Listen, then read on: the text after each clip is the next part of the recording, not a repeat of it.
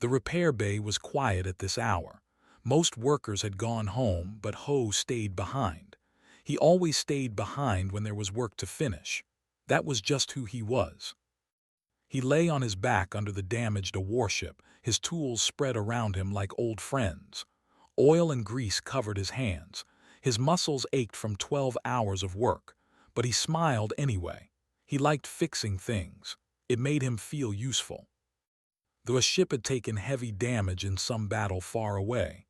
Ho did not ask questions about the battle. He never did. His job was simple: fix the ship, get paid, move on to the next one. But this ship was different. Its owner was different. She stood in the corner of the repair bay watching him. She had been watching him for hours. Her name was Vila, and she was a warrior. Ho had seen many aliens during his years on Horizon 7 station, but they always made him nervous. They were tall, proud, and dangerous. They followed strict codes of honor that no human fully understood, and they almost never spoke to other species unless they had to. Vila was 7 feet tall. Her body was covered in heavy ceremonial armor that hid everything underneath. Her face was visible through her helmet, but her expression never changed. Cold, empty, like a statue made of steel. Ho tried talking to her a few times during the day. He made small jokes, asked simple questions. She gave him nothing back, just silence and those cold eyes. He stopped trying after a while. Now it was late. The station lights had dimmed to night mode. Ho pulled himself out from under the ship and wiped his face with a dirty cloth. "Done," he said, mostly to himself. He stood up and stretched his back. Then he looked at Vila. She had not moved from her spot. She was still watching him. "Your ship is fixed," he told her. "Engine is good now. Hull damage is repaired. You can fly again." Vila walked toward him. Her footsteps were heavy on the metal floor. Each step made a solid sound that echoed in the empty bay. She stopped in front of him. Up close, she was even more impressive. Her armor had marks and scratches from many battles. Each mark told a story that Ho would never know. "You worked many hours," Vila said. Her voice was deep and smooth, like stones rolling in a river. "Just doing my job," Ho replied. He gave her a tired smile. "Among my people, such service creates a debt," Vila said. "You have helped me. Now I must give you something in return. This is our way." Ho blinked. He knew a little about customs. He had heard that they took debts very seriously, but no one had ever offered him anything before. "That is not necessary," he said. "The station will pay me." "The station pays for your time," Vila replied.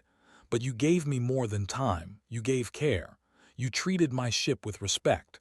You worked when others would have stopped. For this I offer a personal debt." She looked directly into his eyes. "Name what you want. If it is within my power, I will give it to you." Ho did not know what to say. He was tired. His brain was not working well after so many hours of work. He could ask for money. He could ask for some technology. He could ask for information about distant planets. But Ho was also a joker. He had been a joker his whole life. When he was nervous or uncomfortable, he made jokes. It was his way of dealing with things. And right now, standing in front of this powerful alien warrior, he was very nervous. So he smiled and said the first stupid thing that came to his mind. "I want you." It was a joke. A silly, tired joke from a man who needed sleep. He expected her to ignore him. Maybe she would walk away without a word. Maybe she would look at him with disgust. Either way, he could apologize and laugh it off. But Vila did not ignore him. She did not walk away. Instead, she froze. Her whole body became still. Her eyes widened slightly. Something changed in her expression. Something Ho could not understand. Then slowly, she reached up to her helmet. "What are you doing?" Ho asked. She did not answer. She removed her helmet and placed it on the ground. Her face was now fully visible. Her skin was pale blue, almost silver in the dim light. Her features were sharp but beautiful in a way that was not human. Then she reached for her shoulder plates. "Wait," Ho said. His heart started beating faster. "What are you doing?" She removed the shoulder plates, then the chest piece, then the arm guards. One by one, she took off every piece of her armor and placed them carefully on the floor. Ho watched with growing panic. "Stop, please stop, I was joking, it was just a joke." But she continued. The leg guards came off, then the boots. Finally, she stood before him wearing only simple cloth underneath. Her body was lean and strong, covered in old scars from past battles. She looked at him with those strange silver eyes. "Among my people," she said quietly, "such words are not jokes. You have claimed me. By our law, by our custom, I am now yours." Ho felt the ground shake under his feet. His joke had done something terrible, something he did not understand. "I take it back," he said quickly. "I did not mean it, I was tired, I was being stupid." "You cannot take it back," Vila replied. "The words were spoken, the debt was offered, you made your claim, it is done." "This is crazy," Ho said. "I am just a mechanic, I do not want to own anyone." Vila tilted her head slightly. For a moment, something soft appeared in her eyes, something sad. "No one has ever wanted me before," she said. "Not once in my long life. I am a warrior. I am a weapon. I serve and I fight and I am alone." She took a step closer to him. "You are the first to ever speak those words to me. Even as a joke, even by accident, you said them. And I—" She paused. Her voice became very quiet. "I wanted them to be true." Ho stood frozen. He did not know what to say. He did not know what to do. He had made a stupid joke, and now this powerful warrior was standing before him, armor scattered on the floor, telling him that she had been waiting her whole life for someone to want her. "Vila," he said softly, "I did not know, I am sorry." "Do not be sorry," she replied. "You have given me something I never thought I would have, a bond, a purpose beyond war." She knelt before him, her head bowed. "I am yours now, Ho of Earth. Where you go, I will follow. What you need, I will provide. Your enemies are my enemies. Your life is more important than mine." Ho looked down at her. His joke had become something real, something powerful, something he did not deserve. And in that moment, standing in the quiet repair bay with this lonely warrior kneeling at his feet, Ho realized that he had made a promise he did not understand. Now he had to figure out what to do with it. The next morning, Ho woke up hoping it had all been a bad dream. He lay in his small bed and stared at the metal ceiling of his room. Maybe he had imagined everything. Maybe he had been so tired that his brain had made up a strange story. Then he heard breathing near his door. He sat up quickly and looked. Vila was standing at the entrance of his room. She wore simple clothes now instead of her armor, but her posture was the same, straight, alert, ready for anything. "How long have you been standing there?" Ho asked. "Since the night cycle began," Vila replied. "I do not need much sleep. I kept watch while you rested." Ho rubbed his face with both hands. This was real. This was actually happening. "Vila, you cannot stand outside my door all night. People will talk." "Let them talk," she said. "My duty is to protect you. I will do my duty." Ho got out of bed and walked to his small bathroom. He washed his face and looked at himself in the mirror. He looked tired. He felt tired, and he had no idea how to fix this mess. When he came out, Vila was still standing in the same spot. "We need to talk about this," he said. "There is nothing to talk about," Vila replied. "The bond is made. I belong to you now." "But I do not want you to belong to me," Ho said. "I want to undo this. There must be a way." Vila's expression did not change, but something flickered in her eyes. Pain, maybe, or disappointment. "You wish to reject me," she said quietly. "No, that is not what I mean," Ho sighed. I did not understand what I was doing. I need to learn more about this. Maybe there is someone who can explain." He thought for a moment. Then he remembered Elder Myra. She was a diplomat who lived on the station. She had been here for many years, helping with trade agreements between species. If anyone could explain a customs, it would be her. "Come with me," he told Vila. "We are going to see someone." They walked through the station corridors together. People stared at them. A human walking side by side with Oa was not a common sight. The station workers whispered to each other as they passed. Ho tried to ignore them. They found Elder Myra in the diplomatic section of the station.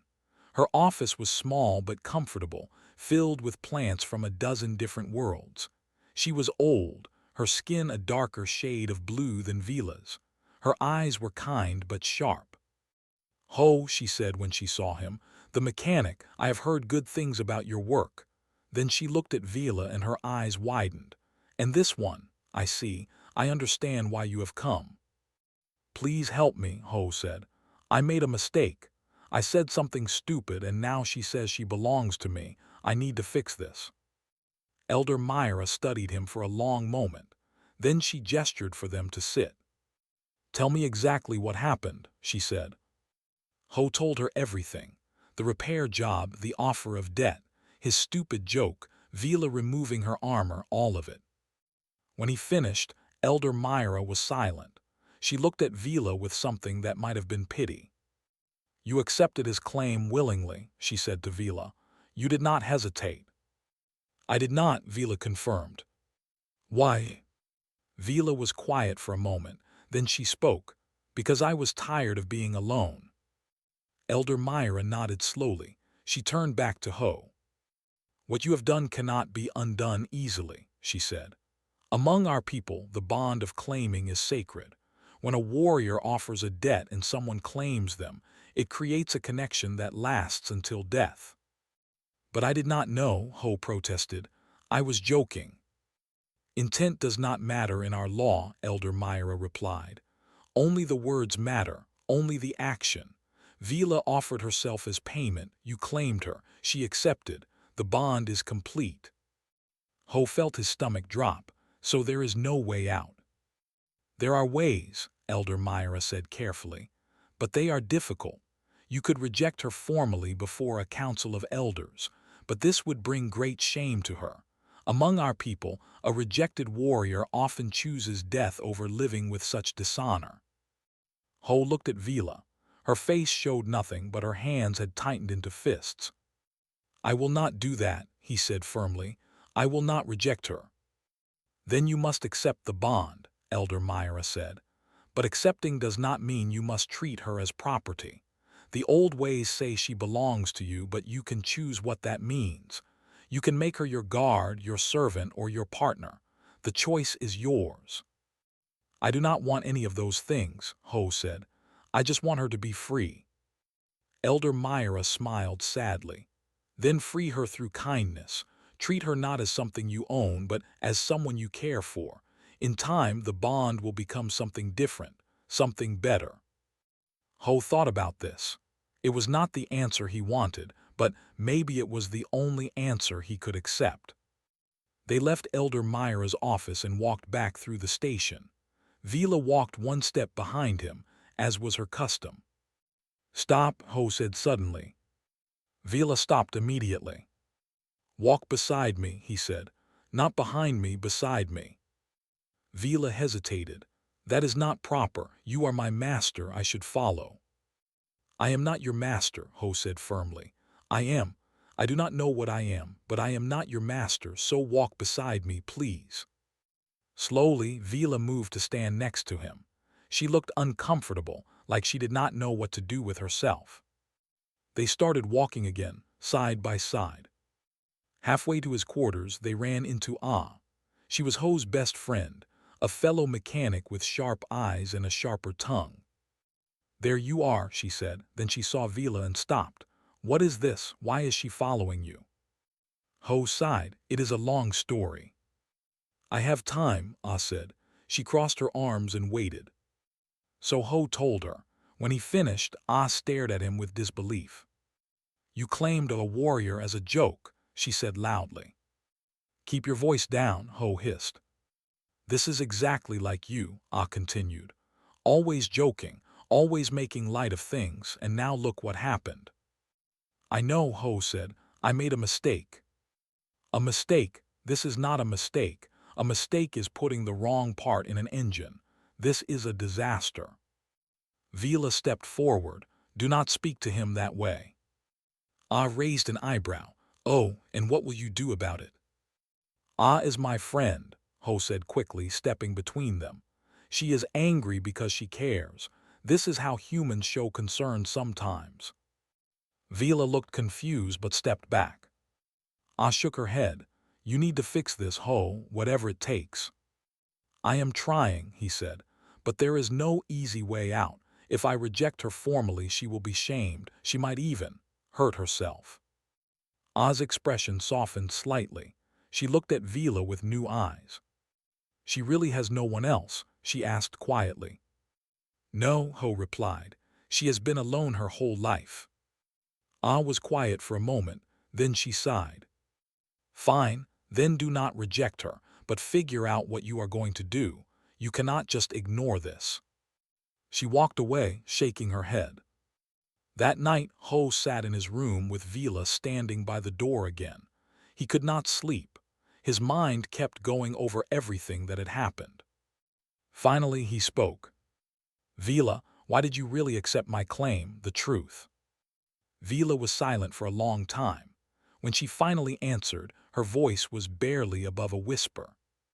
"Because when you said those words, even as a joke, it was the first time anyone had ever wanted me. Not my skills, not my strength, me." She looked at him with those silver eyes. "I know it was not real. I know you did not mean it. But for one moment I felt what it was like to be chosen, and I could not let that feeling go." Ho felt something break inside his chest. This powerful warrior, this deadly fighter, was just a lonely person who wanted to be wanted, just like everyone else. "I am sorry," he said softly. "I did not know." "You could not have known," Vila replied, "but now you do." Ho made a decision in that moment. He could not reject her, he could not abandon her, but he could do something else. He could be worthy of her trust. "We will figure this out together," he said. "I promise." Vila nodded slowly, and for the first time since he had met her, something like hope appeared in her eyes. 3 weeks passed on Horizon 7 station. 3 weeks of Ho trying to understand his strange new situation. 3 weeks of Vila following him everywhere he went. At first, it was uncomfortable. Ho was not used to having someone watch his every move. When he worked in the repair bay, Vila stood in the corner. When he ate in the cafeteria, she stood behind his chair. When he walked through the corridors, she walked one step behind him. But slowly, things began to change. It started with small things. Ho asked Vila to sit with him during meals instead of standing. She refused at first. It was not proper, she said, but he asked again and again until she finally agreed. She sat across from him at the metal table, her hands folded in her lap. She looked awkward, like she did not know what to do with herself. "Do you eat?" Ho asked her. "Yes, but I usually eat alone, in private." "Why?" "Because eating is a moment of weakness. A warrior should not show weakness to others." Ho pushed his tray toward her. "We are not in battle, this is just lunch. Here, try some." Vila looked at the food. It was simple station food. Protein paste, synthetic vegetables, and something that was supposed to be bread. "This looks unpleasant," she said. Ho laughed. It was the first time he had laughed around her. "It tastes worse than it looks, but it keeps you alive." Vila took a small bite. Her face showed no reaction, but Ho thought he saw her nose wrinkle slightly. "You are correct," she said. "It is not good." "I know," Ho grinned. "But suffering through bad food together is part of the station experience." Something strange happened then. The corner of Vila's mouth twitched, just a tiny movement. It was not quite a smile, but it was close. After that, they started eating together every day. Ho taught her other human things too. He taught her about casual conversation, the kind that had no purpose except to pass time. At first, Vila did not understand. "Why would anyone speak without purpose?" she asked. "Because it feels nice," Ho explained. "It reminds us that we are not alone, that someone else is there." Vila thought about this for a long time. Then she said, "My people do not do this. We speak only when necessary. Perhaps that is why we are often lonely." Ho felt sad when she said this. He realized that for all their strength and power, had built a culture that made connection difficult. They were warriors, but they were also isolated. One evening, Ho took Vila to the observation deck. It was his favorite place on the station. A large window looked out at the stars, and the room was always quiet. They sat together on a bench, looking at the endless darkness filled with points of light. "When I was young," Ho said, "I used to dream about the stars. I grew up on a small colony. We did not have much. But at night I would look up and wonder what was out there." "And now you know," Vila said. "Yes, and it is more beautiful than I imagined." He paused. "But also more lonely. Space is very empty when you have no one to share it with." Vila nodded slowly. "I understand this. I have traveled to many worlds. I have seen things that most beings never see, but I have always seen them alone." She was quiet for a moment, then she continued. "Among my people I was always different. I was strong, yes. Fast, yes. A good fighter, but I asked too many questions. I wanted to know why we fought, not just how. The elders did not like this." "What kind of questions?" Ho asked. "Questions like, what is the purpose of endless war? What do we gain from being feared? Is there not a better way to live?" She looked at her hands. "These questions made others uncomfortable, so they sent me on longer missions, harder missions, always alone. I think they hoped I would stop asking, or perhaps they hoped I would not return." Ho felt anger rise in his chest. "That is cruel." "It is our way," Vila said simply. "The nail that sticks up gets hammered down. I stuck up, so I was hammered." They sat in silence for a while, watching the stars turn slowly outside the window. "I had a hard time too," Ho finally said. "My parents died when I was 12, a mining accident on the colony. After that, I had to survive on my own." "How did you survive?" "By being useful. I learned to fix things. Machines, engines, ships. If you can fix things, people need you. And if people need you, they let you stay." "And the jokes?" Vila asked. "Why do you always joke?" Ho smiled sadly. "Because if I am laughing, I am not crying. The jokes keep the darkness away. They help me remember that life does not always have to be serious." Vila considered this. "I have never learned to laugh. Among my people, laughter is seen as weakness." "Maybe your people are wrong about a lot of things," Ho said gently. Vila did not argue. As the weeks went on, their bond grew stronger. Not the formal bond of a law, but something else, something more real. Vila began to change. She smiled more often, small smiles that barely touched her lips but lit up her eyes. She started making her own small jokes, copying Ho's style. Most of them were not funny, but Ho laughed anyway because the effort was what mattered. She also started helping him in the repair bay. Her hands, trained for war, learned to be gentle with tools and parts. She was a fast learner, and soon she could assist with basic repairs.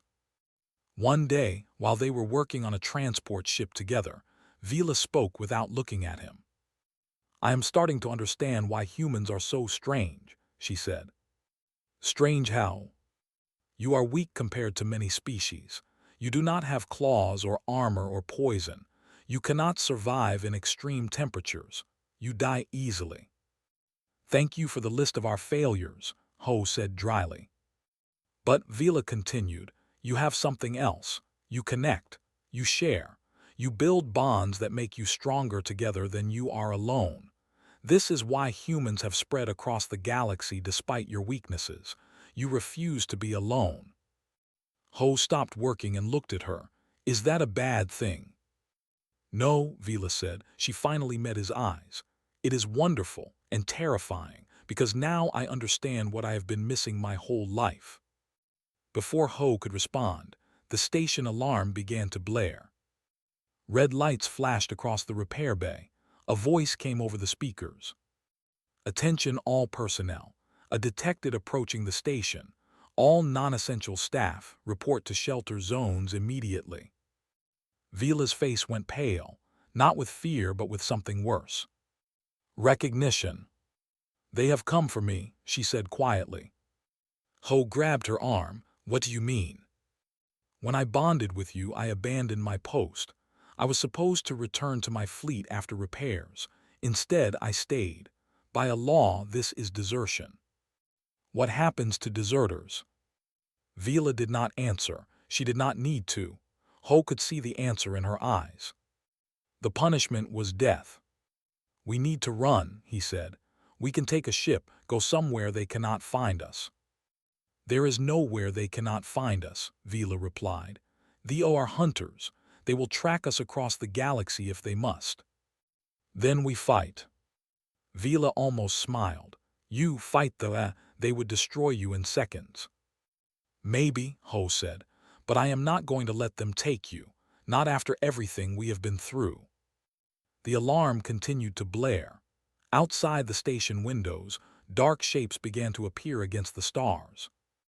They had arrived, and they wanted Vila back. They hung in the darkness outside Horizon 7 station. 5 massive ships, each one bristling with weapons. They made no aggressive moves, but their presence alone was a threat. Commander Dorn, the station leader, stood in the main docking bay with his staff around him. He was a gruff man with gray hair and tired eyes. He had dealt with many alien species during his career, but they always made him nervous. Ho pushed through the crowd with Vila beside him. When Dorn saw them, his face darkened. "You," he said to Ho, "you are the reason they are here." "Sir, I can explain," Ho started. "Explain later. Right now we have a problem. They want to come aboard. They want to take someone. I assume that someone is her." He looked at Vila. She stood straight and tall, but Ho could see the tension in her shoulders. "I will go with them," Vila said. "There is no need for the station to suffer because of me." "No," Ho said firmly. "This is not your choice," Vila replied. "It is my choice. You belong to me, remember. That was the deal, so I say no." Vila looked at him with frustration. "You do not understand. They will not ask nicely. If I do not go willingly, they will take me by force. People could get hurt." Before Ho could respond, the docking bay doors opened. A shuttle from the fleet had arrived. 3 warriors stepped out. They were huge, covered in black armor that seemed to drink the light. Behind them walked a 4th figure, even larger than the others. He was the commander of the fleet, and he looked like death made solid. His armor was decorated with the marks of countless victories. His face was cruel. When he smiled, it was not a friendly expression. "Vila," he said, his voice booming across the docking bay, "you have caused much trouble." "Commander," Vila replied. She did not bow. She did not show any sign of respect. "Notice this," his smile faded. "You abandoned your post. You bonded with an outsider.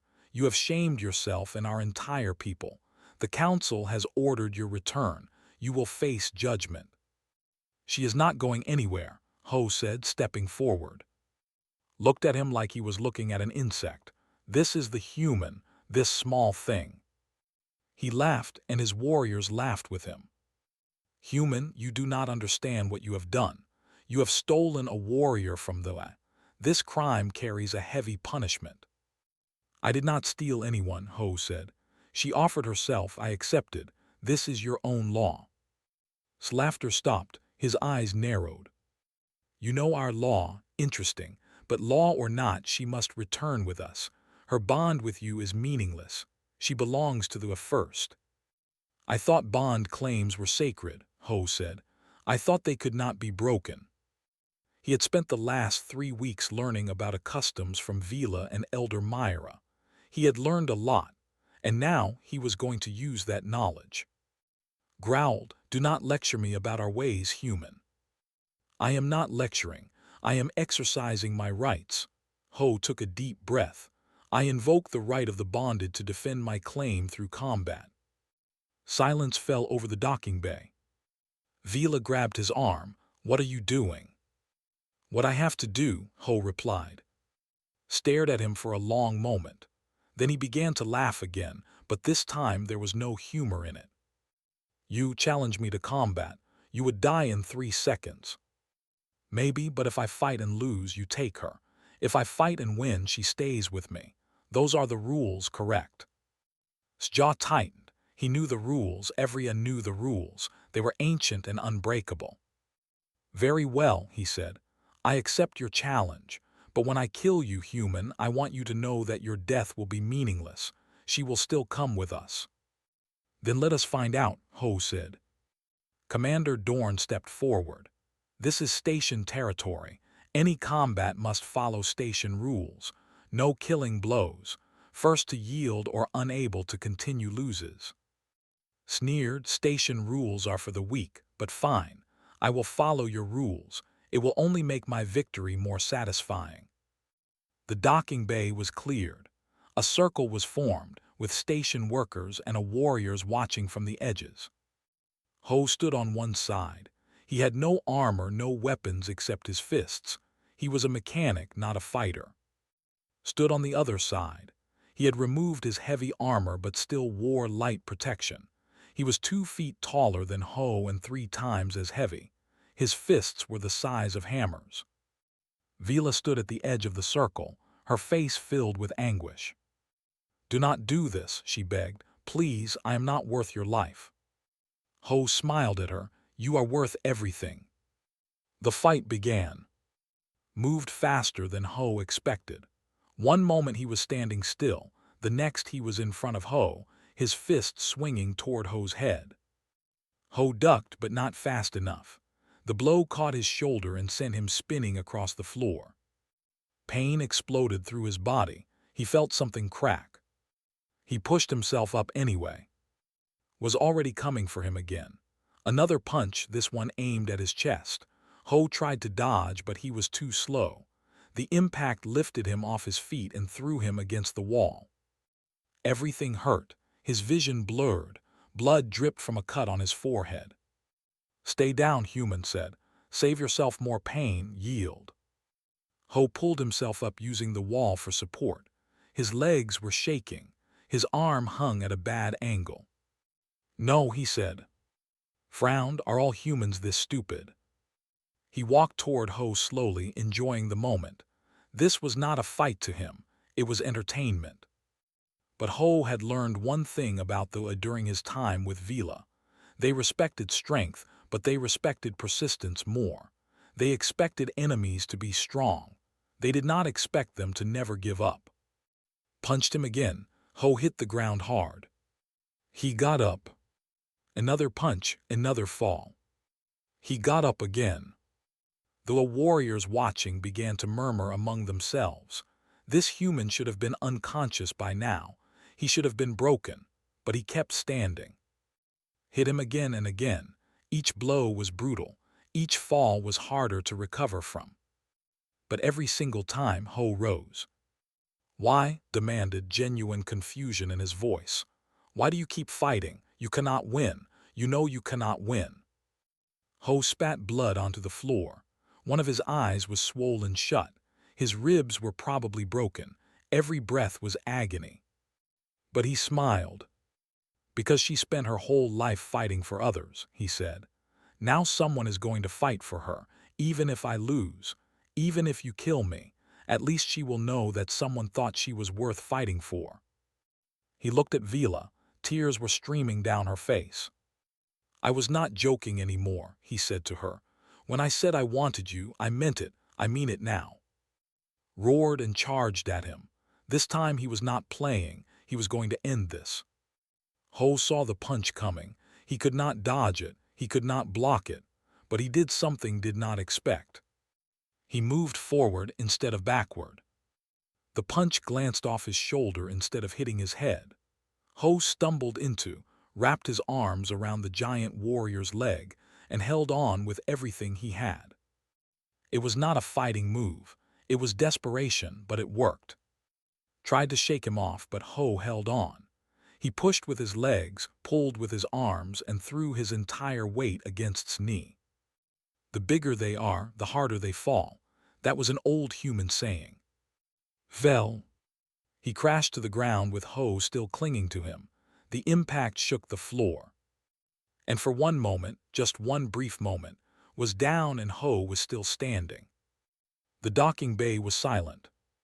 Then rose, his face twisted with rage.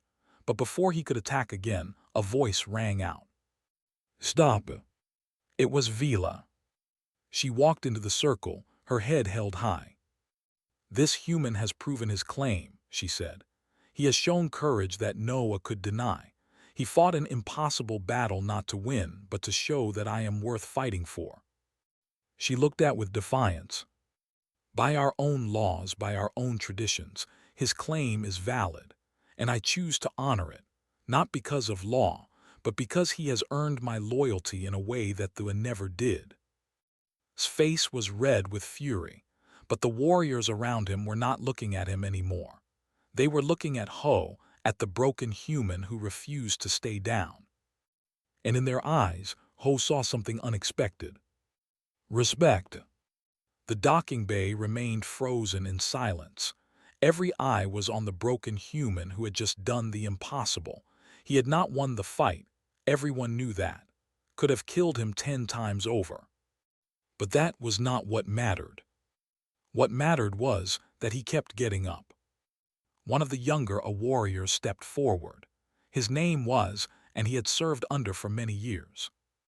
Commander, he said carefully, the human has shown remarkable spirit. Our traditions say that a claimant who risks death for their bond has proven their worth. Spun toward him, you dare quote traditions to me? I quote what our ancestors taught us, replied, standing his ground. Courage is measured not by victory, but by the willingness to stand when standing seems meaningless. This human has done that. Murmurs of agreement spread through the warriors. Looked around at his own people. He saw doubt in their faces. He saw something worse than doubt. He saw admiration, and it was not directed at him. This changes nothing, growled. Vila is a deserter, she must face judgment. Then let me face judgment, Vila said. She stepped forward, her shoulders back, her voice strong. I will return with you. I will stand before the council, but I will do so as a bonded warrior, not as a prisoner. She looked at Ho. He was barely standing, held up only by his stubborn refusal to fall. And if the council declares my bond invalid, I will accept their ruling. But they must rule on the bond itself, not dismiss it because my partner is human. His jaw tightened. This was not what he wanted. He wanted to drag Vila back in shame. He wanted to punish her for making him look foolish. But the traditions were clear. A bonded warrior had rights. A claimant who proved their worth had rights. If ignored these traditions, his own warriors would lose respect for him. Fine, he said through gritted teeth. The council will decide. He turned and walked back toward the shuttle, his warriors following. At the door he stopped and looked back at Ho. Human, if the council rules against you, I will be the one to execute Vila, and I will enjoy it. Then he was gone. The moment the shuttle departed, Ho collapsed. Vila caught him before he hit the ground. She held him carefully, her strong arms supporting his broken body. Medical team, she shouted, now. Doctors rushed forward. They lifted Ho onto a stretcher and hurried toward the medical bay. Vila followed, refusing to leave his side. Ho drifted in and out of consciousness. He heard voices, felt movement, sensed pain, but through it all he felt Vila's hand holding his. She never let go. He woke 3 days later. The medical bay was quiet. Soft lights hummed overhead. Machines beeped steadily, monitoring his condition. He turned his head and saw Vila sitting beside his bed. She looked tired, like she had not slept in days. But when she saw him awake, her face lit up with relief. "You are alive," she said. Disappointed, Ho tried to joke, but his voice came out as a croak. Vila shook her head. There were tears in her eyes. "Do not joke about that, not now, not ever." Ho tried to sit up, but pain shot through his body. He fell back onto the bed with a groan. "3 broken ribs," Vila said. "Fractured collarbone, dislocated shoulder, severe bruising too, almost everything. The doctors said it is a miracle you are alive." "Humans are stubborn," Ho said weakly. "I noticed." She leaned closer to him. Her hand was still holding his. "Why did you do it?" she asked. "You knew you could not win, you knew he would hurt you. Why did you fight?" Ho thought about the question. He thought about the fear he had felt walking into that circle. He thought about the pain of each blow. He thought about the moment when he decided to keep standing no matter what. "Because you spent your whole life being alone," he said finally. "Because you told me that no one had ever wanted you, and I could not let you think that was still true." Vila's tears fell onto his hand. "I am not worth your life," she whispered. "You are worth everything," Ho replied, "and someday I hope you believe that." The door opened. Elder Myra entered, followed by Ah. Ah looked at Ho with a complicated expression. Anger, relief, and something that might have been pride. "You stupid man," she said. "You beautiful, stupid man." "Good to see you too," Ho smiled weakly. Elder Myra stood at the foot of his bed. Her old face was serious but kind.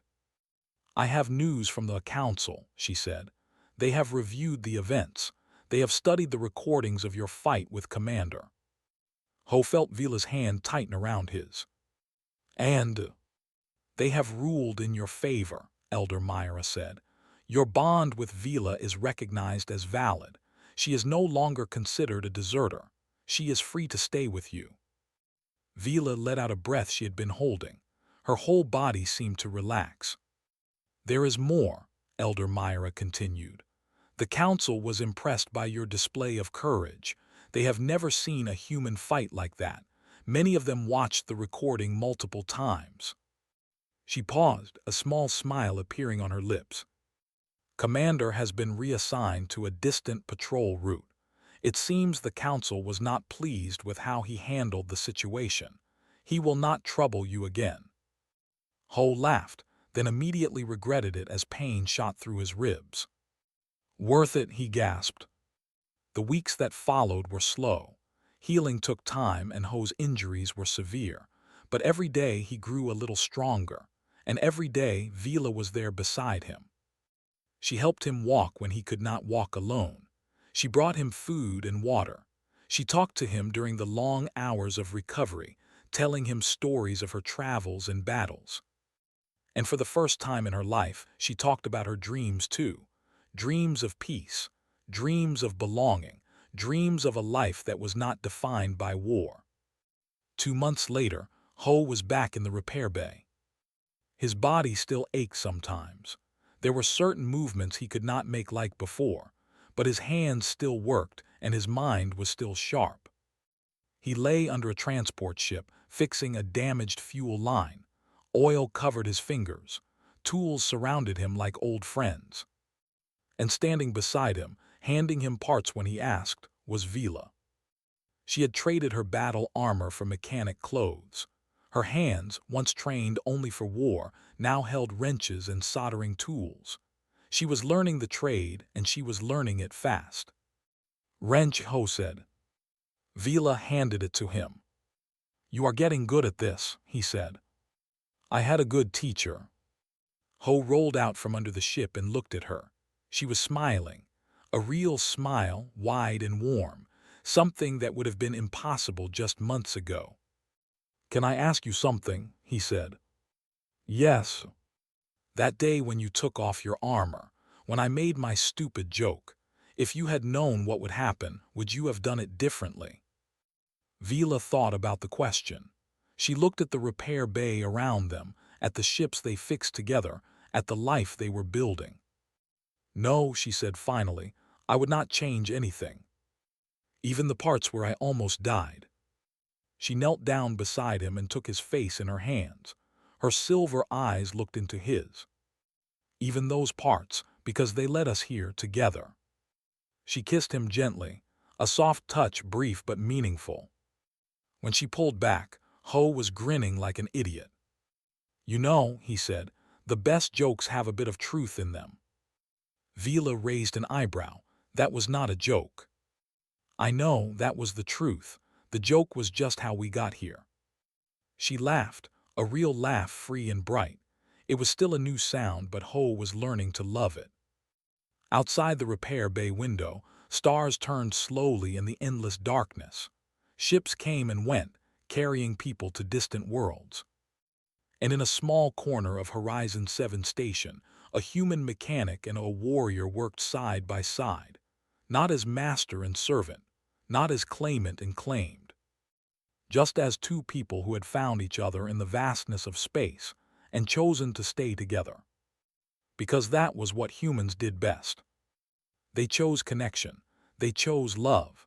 They chose to never give up on each other, no matter how impossible things seemed. And sometimes, just sometimes, they changed the galaxy with nothing more than a joke and the stubborn refusal to let go.